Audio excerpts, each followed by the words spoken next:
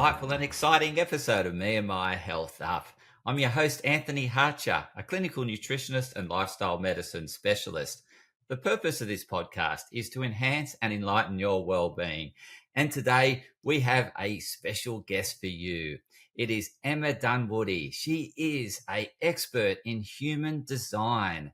So you're probably thinking, what is human design? Well, you're going to find out a whole lot more about human design.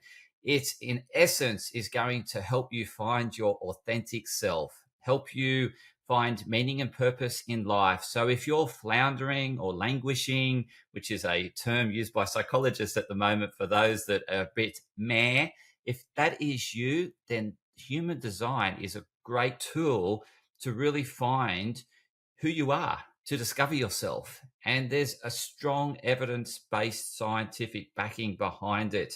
It is a field that is booming, and Emma is the leading expert in human design and how to understand your human design type.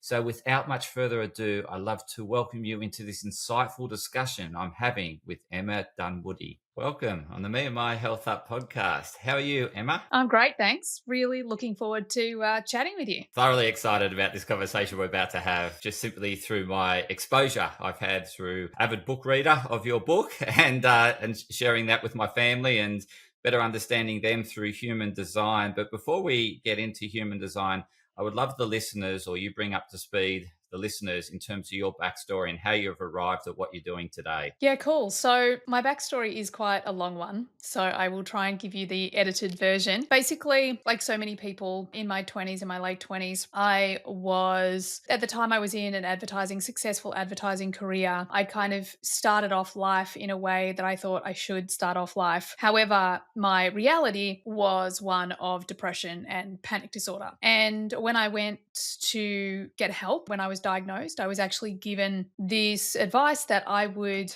not be able to heal from depression and panic disorder, but I'd have to learn to manage these things over my lifetime. Now, a lot of people look at me these days and go, whoa, someone said that to you? And I am just about to turn 50, so it was quite a while ago.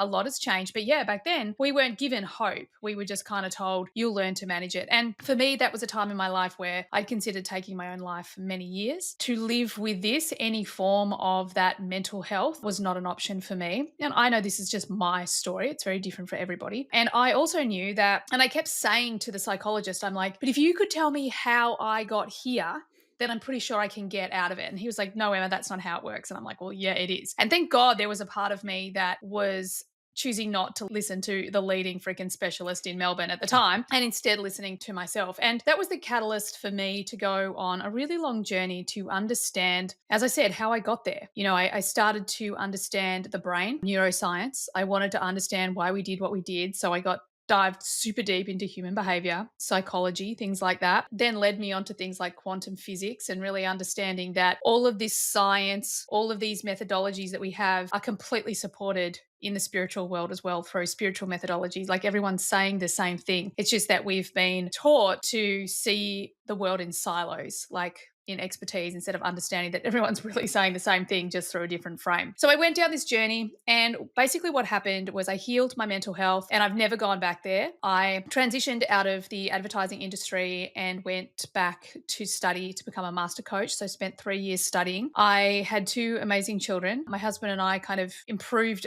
our relationship. We moved from regional Victoria to Sydney. I had this beautiful little business that was growing really quickly. These 2 great kids. I was juggling everything like so many women do. And in 2018, I kind of got to a point where I was like, well, shouldn't I feel better than this? Because I've had so much change. I've had so much healing. Life is 1,000 times better, but I still felt like I had this hole. You know, there was like this gap. And for me, the way I language it is that it was like, I knew I was heading in the right direction, but I didn't have the clarity of my purpose. And that hole would be something that would distract me almost from everyday life because I was so determined to know what that was. In 2018, I went off and I walked a pilgrimage. I walked 800 kilometers on the Camino de Santiago in Spain, and all to find my purpose. And by the end of the Camino, I'd learned so much about myself, but I still felt like there was a small but important piece missing. So I put it out to the universe. Okay, you need to be so obvious, like smack me in the face with what it is, and I promise I'll do it. So I get back from the Camino, and within 48 hours, all I hear, like I get emails, friends ask me all about human design. Now, back then, no one knew what human design was. No one was talking about human design. And I'd actually come across it 2 times already, but I'd put it down being like, it's a bit too esoteric for me. This time I'd made a commitment to the universe. I'm like, all right, I'll do it. I'll run my experiment.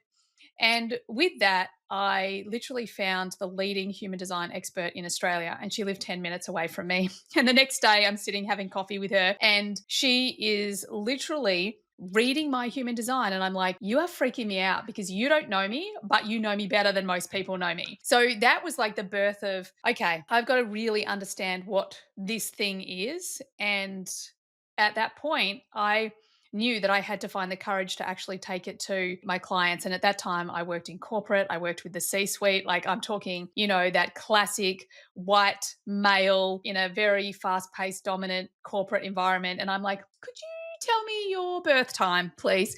And I was really afraid that they wouldn't take this modality on. But the truth was that because we'd already built so much trust in the relationships I had with my clients, not only did they take it on, but we were blown away at how quickly we could take their already great results from the coaching work and turn them into extraordinary results in a really short period of time, just because I knew my client and my client knew themselves better than they'd ever known before. So, yeah, then human design kind of led me. I just followed my design, my strategy, my authority, my internal desire for adventure and impact, my natural ability to use my voice to have an impact, and really understanding my design. And from that point, built a very successful business and life just by being my most authentic version of me and doing my purpose. Wow, what a story. It was really enthralling, and no doubt the listeners are very intrigued. That probably at this point, I'm thinking the best thing to ask you is, what is human design? Because I can imagine, if you haven't come across it, then you're thinking, what's she talking about? Yeah, yeah, yeah. So the way I love to talk about human design, because sometimes it can really get pigeonholed into the more esoteric and spiritual world. And the way I like to think of it, because my experience and my work is in behavioral coaching and performance coaching,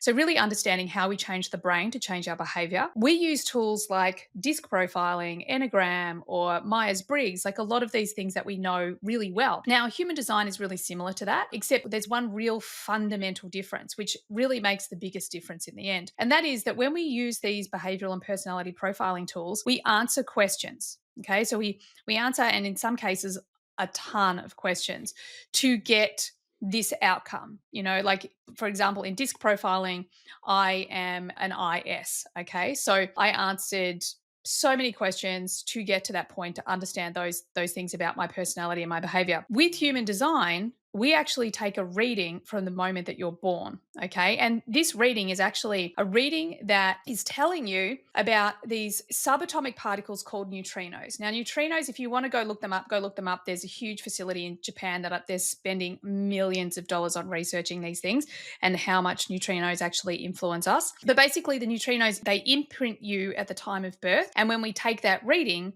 we get sort of a similar output as we would from the Enneagram or from Myers-Briggs or any of these other things. The difference is human design is your energetic blueprint, okay? So your energetic blueprint sits at the base. I love to think of it like you are born with an original frequency. Our frequency is how we create our reality, because we live in a quantum reality, meaning that, we think that, our world is just like it just happens that way, or it's happenstance, or, my life is happening to me. But in fact, it's not true at all. It's happening through us. Because we live in a vibrational universe, it means that what we feel is what we create. So we have this frequency. We're born with this original frequency. This is our human design. And then that actually influences our behavior, our personality. And the piece that I've really discovered that's important, that sits in between this imprint, this blueprint that we're born with, the original frequency, and how we express that is our self-worth. So if we have good, high self-worth, then we're going to be expressing all of our highest potentials, all of the possibility that lives within us. But the lower our self-worth is in any area of our life,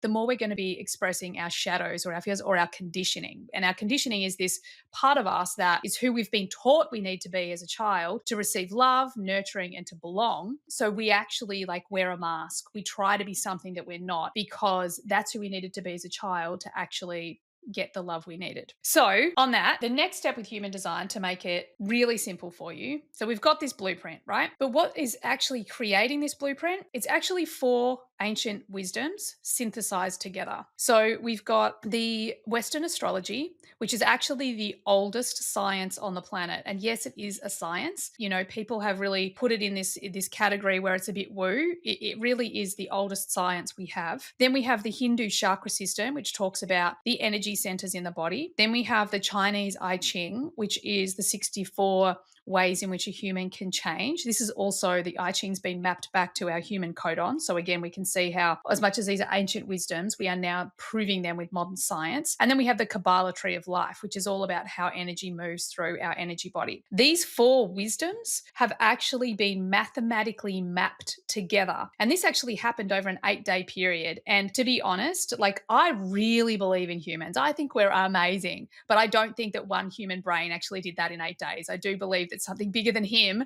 channeled this information through to be able to use this incredible tool that we now call human design. So it will give you basically everything from the macro, like really understanding how you operate in the world, how people experience you, what you do and don't have energy for, how your energy is actually designed to be in the world, what takes energy, what gives you energy, right down to the really micro pieces of understanding your specific themes of the way, let's say, you walk through life, or the way, you know, what your specific purpose is, or the thing that makes you radiate in the world, or the thing that motivates you, or the environment that you best are suited in.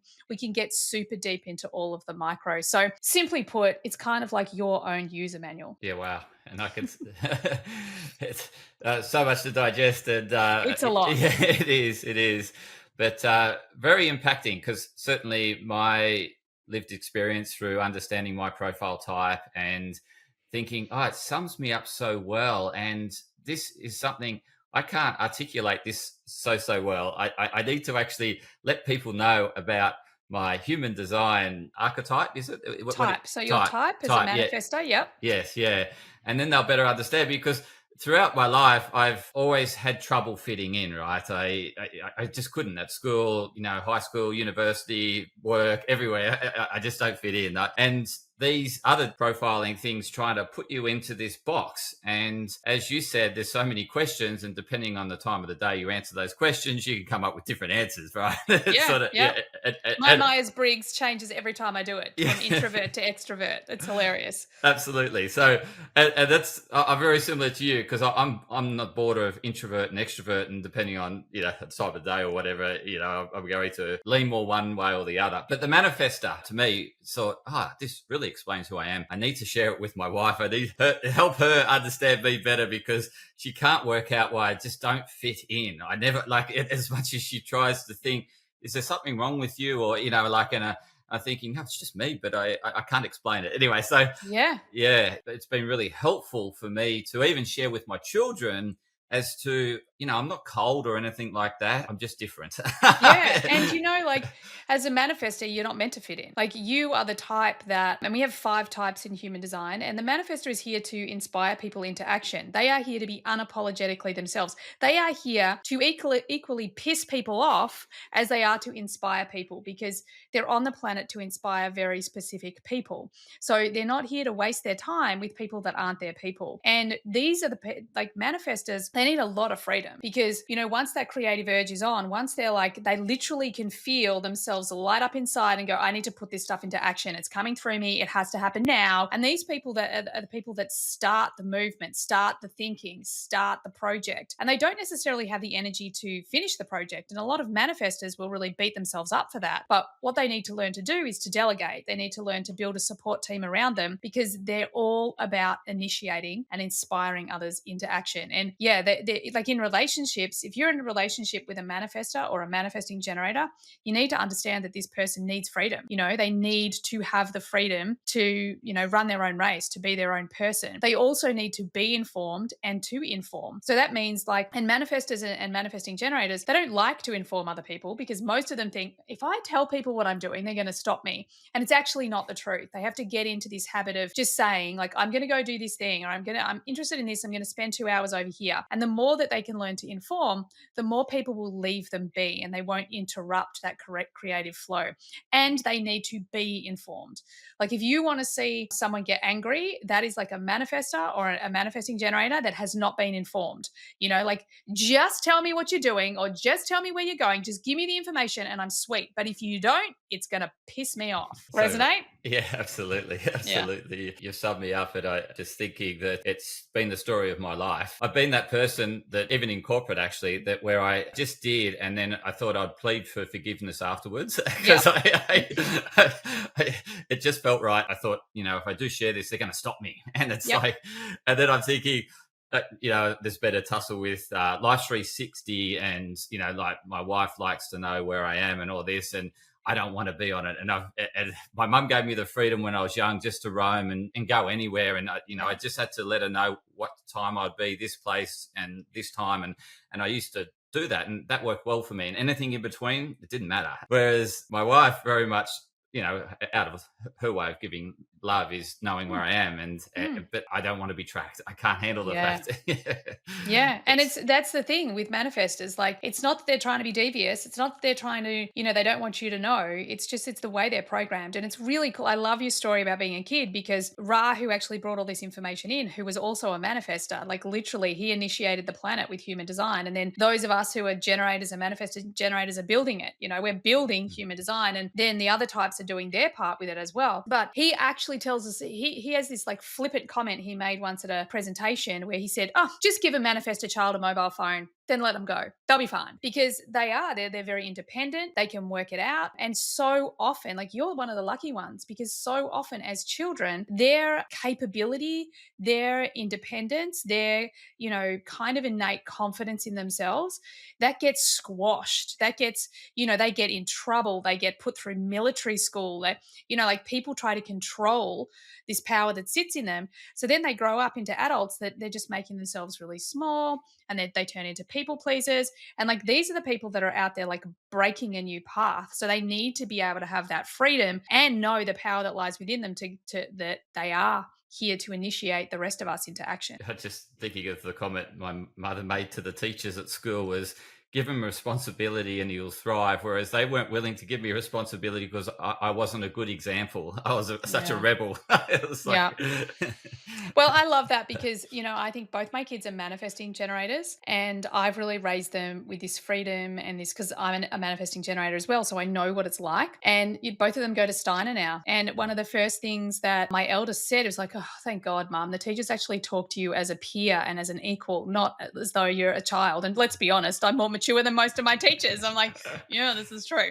So yeah, I totally get that. School is really not designed for manifestors. It's not designed for projectors or reflectors either. It's the manifesting generators and the generators that can, kind of make the most out of school. And that's a very generalized macro view. Again, my eldest son, I'm dyslexic, and I'm pretty confident that my eldest son is, but me being diagnosed was actually very unresourceful for me. So I never had him diagnosed. I instead taught him how to learn the way he's designed to learn. And this is even before his human design. But once I had his human design, I just literally helped him trust himself and really experiment with how he learns best. And, like he literally went from a D student to an A and B student, intrinsically motivated, all the things, because he could do it his own way instead of having to conform to the way the school system was making him learn. And ultimately, this is what I want for all of our kids. I mean, we shouldn't be telling our children who they are. We should be listening for them to tell us who they are. wow. So the listeners are probably really intrigued at this stage and wondering who they are. So Yeah. maybe let's go through, we've spoken a lot about manifestors. You mentioned there's projectors, there's reflectors.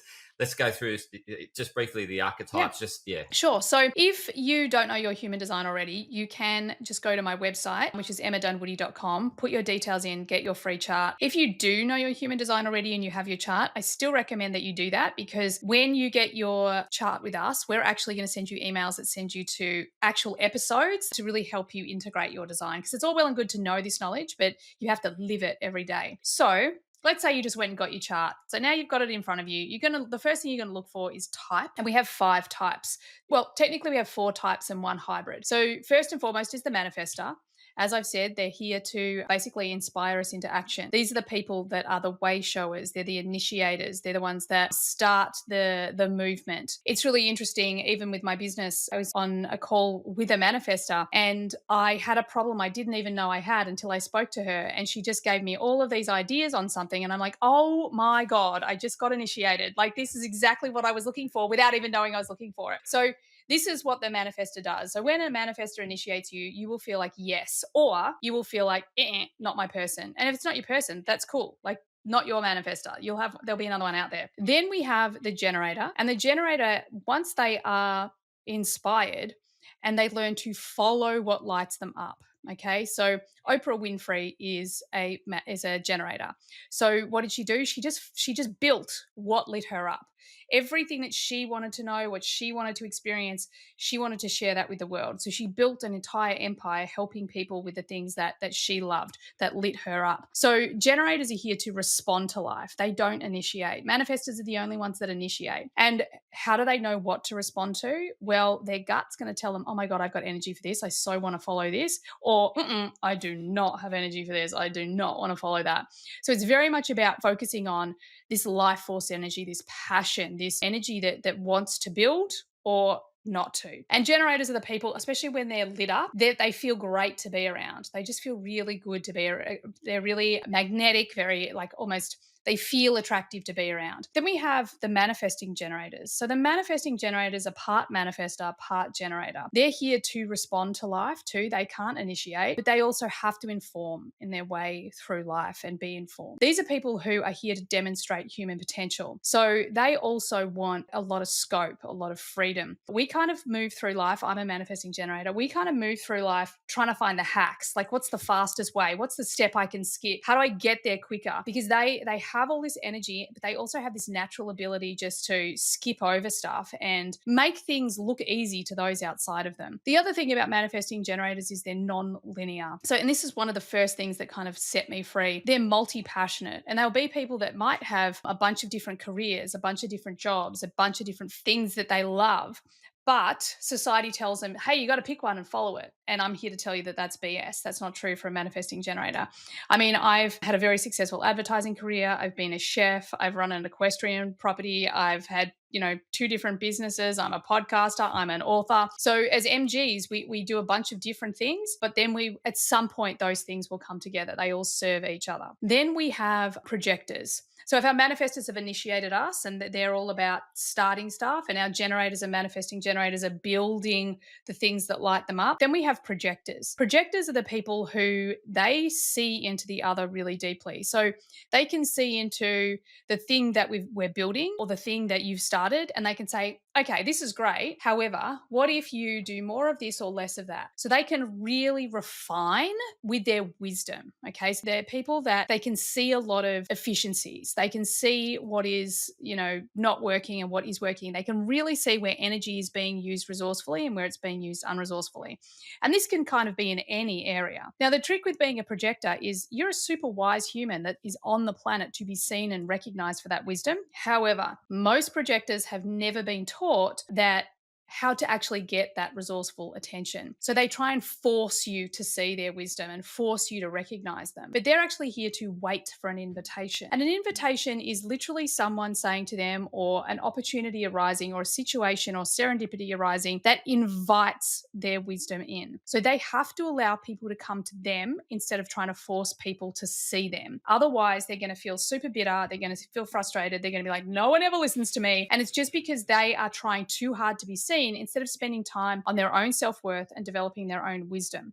Because when they do that, then people will absolutely see them and invite them in. And then the last group, which is the smallest group, it's only 1% of the global population, they are our reflectors. So our manifestors initiate, inspire, our generators, manifesting generators build, projectors refine, then our reflectors show us the truth. So reflectors actually show us where we're really at. Now that could be in one relationship, that could be in a family, that could be in a friendship, that could be in a town, that could be in a city, a country, whatever. But they are reflecting back the truth of where something or someone is at. So reflectors really are these people that are giving us the truth of like the barometer of what's really going on.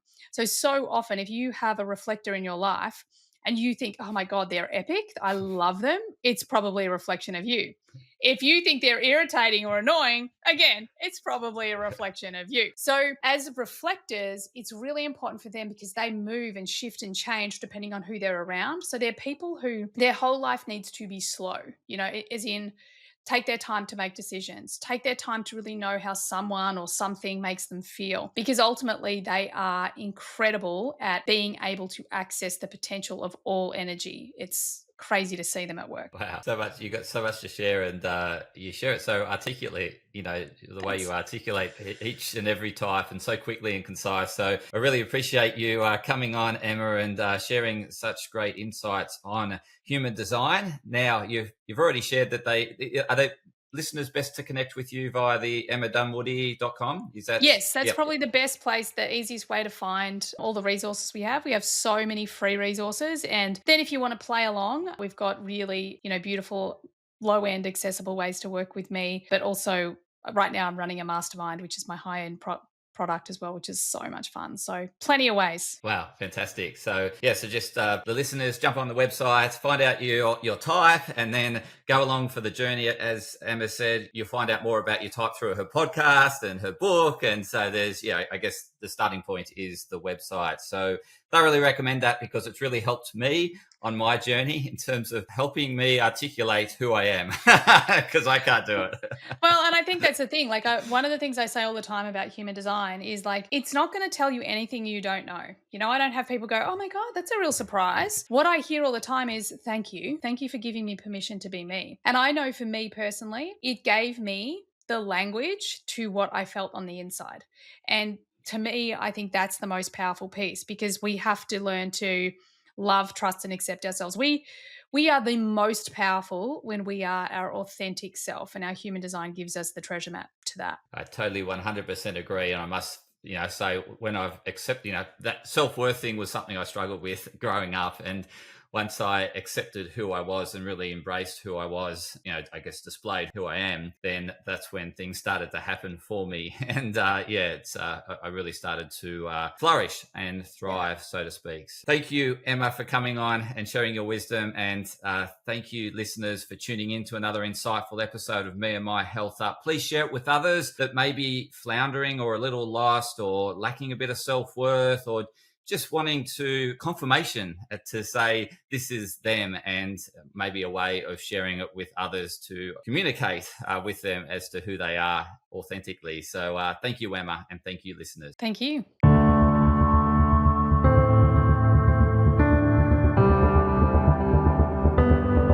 Podcast disclaimer. This podcast and any information, advice, opinions or statements within it do not constitute medical, healthcare or professional advice and are provided for general information purposes only. All care is taken in the preparation of the information in this podcast.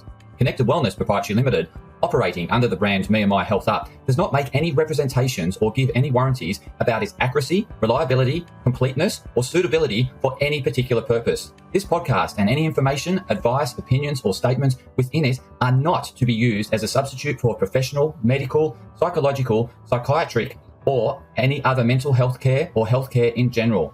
Me and My Health Up recommends you seek the advice of a doctor or qualified health provider with any questions you may have regarding a medical condition. Inform your doctor of any changes that you may to your lifestyle and discuss these with your doctor. Do not disregard medical advice or delay visiting a medical professional because of something you hear in this podcast. This podcast has been carefully prepared on the basis of current information. Changes in circumstances after publication may affect the accuracy of this information.